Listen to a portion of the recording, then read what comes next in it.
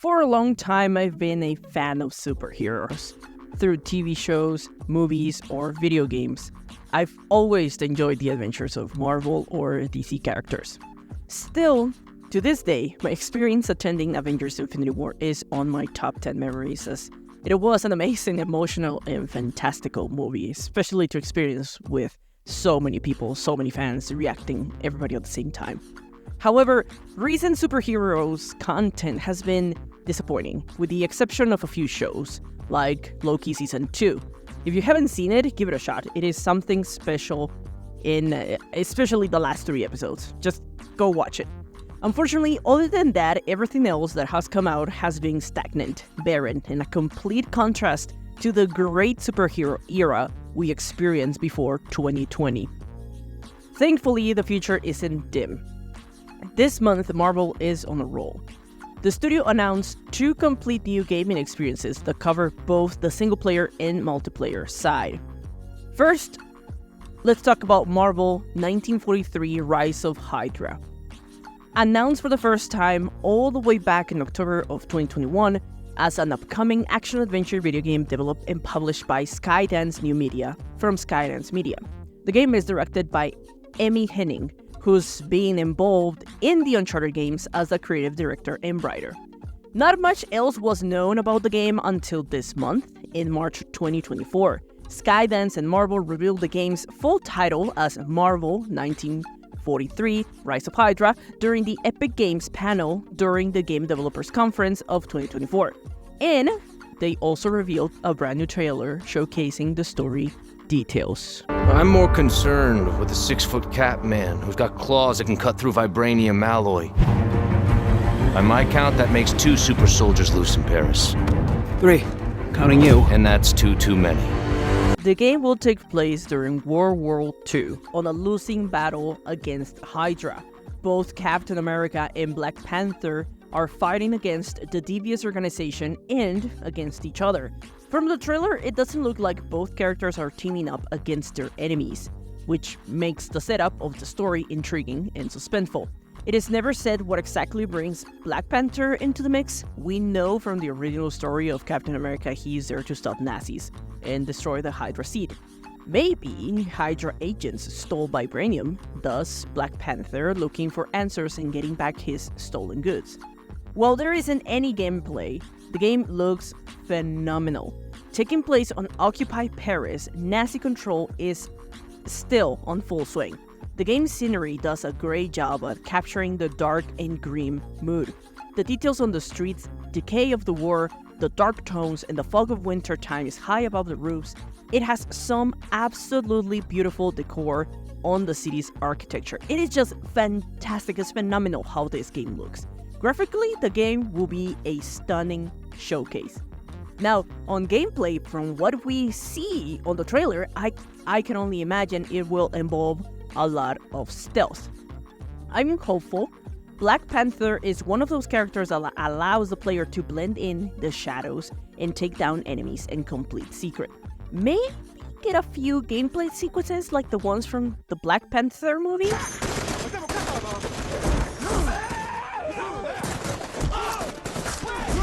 If the game can approach stealth and assassination better than what Assassin's Creed has done recently, it'll be magnificent.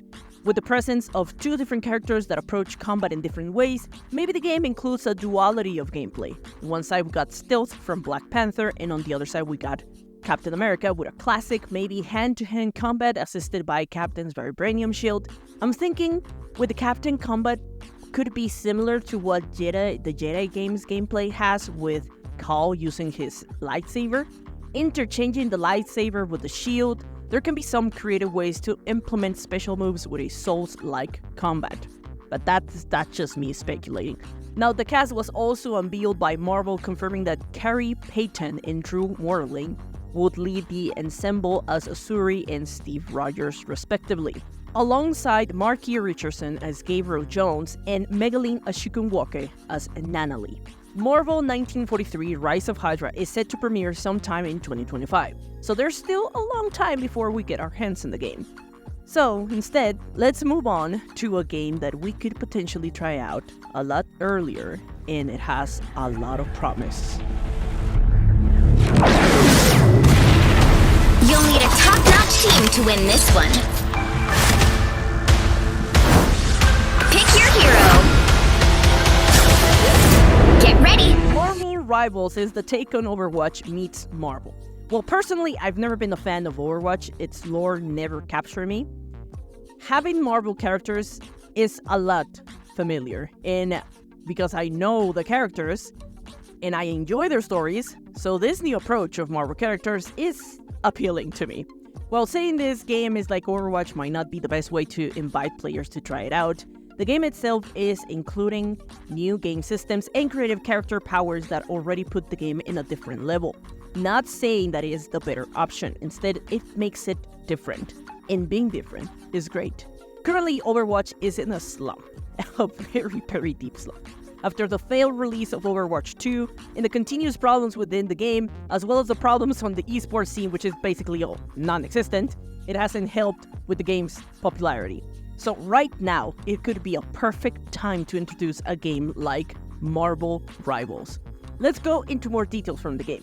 So the trailer showed gameplay of the cast of characters that will be starring the game. I mean, with the amounts of characters Marvel has, there is a lot to see in the future. But starting off, we got Iron Man on his Mark 50, the Hulk, Doctor Strange, Namor, Spider-Man, Rocket Raccoon, Groot, Black Panther, Penny Parker, Luna Snow, Magic, and my favorite one, Loki. There were other heroes presented at the very end of the video, but we didn't get any gameplay. But the crew that was in those last seconds was Storm, Star-Lord, Scarlet Witch, Mantis, the Punisher, and another mysterious guy I couldn't decipher from the video. This guy. If you know who it is, let me know in the comment section. Now, what makes this game so entertaining and that actually captured my attention was the creative possibilities on power moves. We see Doctor Strange opening portals, Hulk doing a power move on Loki just as he did on the first movie of Avengers.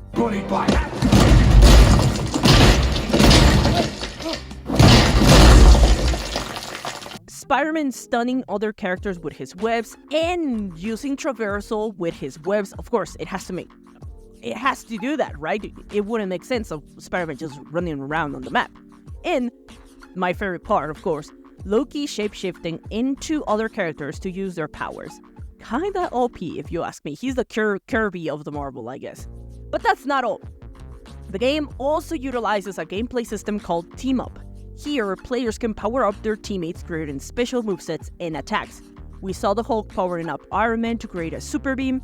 There was Rocket jumping on Groot's shoulder and shooting at everything in front of him, just as they do in the movies. It looked awesome.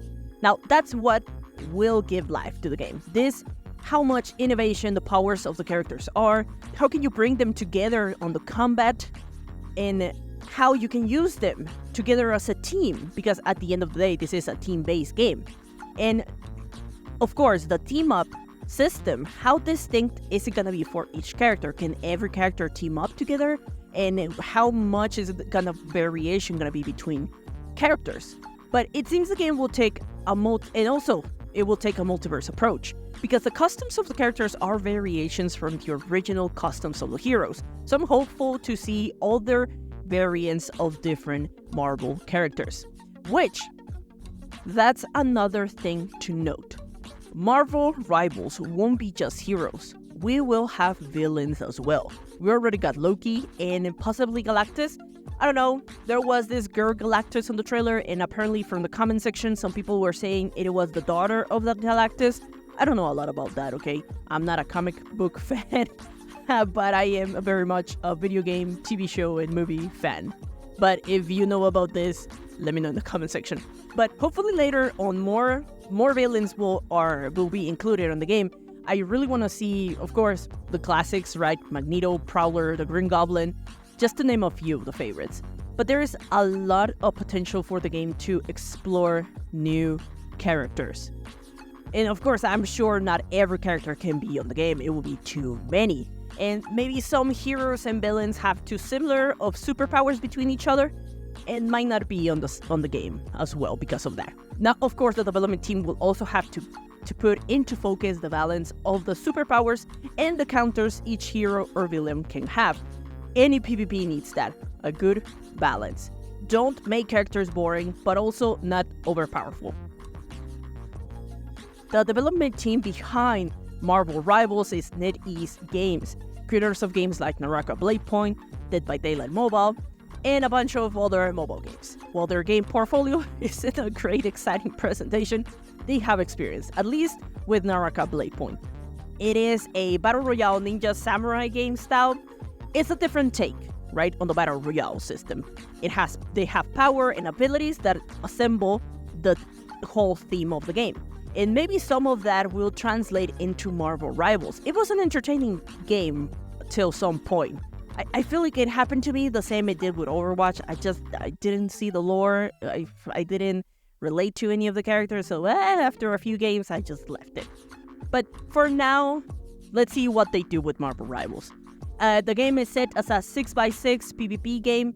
It will start with one game mode, but the developers have promised to add more later on. For now, it seems it has a team elimination mode. I couldn't see a cargo being pushed or something similar, like on Overwatch or on other different games. I don't know, capture the flags or whatever. Finally, will we be able to play in different arenas? One of them on the trailer was Asgard, but we will also be able to play on Tokyo 2099. To make the maps dynamic, the game also includes a creative environment destruction. Yes, you can destroy parts of the map. I don't know how much of the map, but parts of them will crumble down. You can tear down through those iconic worlds, reshape the terrain, and alter the environments using superpowers. Just to finalize with this, the game will have a closed alpha launch next month. If I get access to it, I'll be covering the game on the channel. I assure you of that. Either way, I'll still be paying close attention to it because I am very much interested in playing it.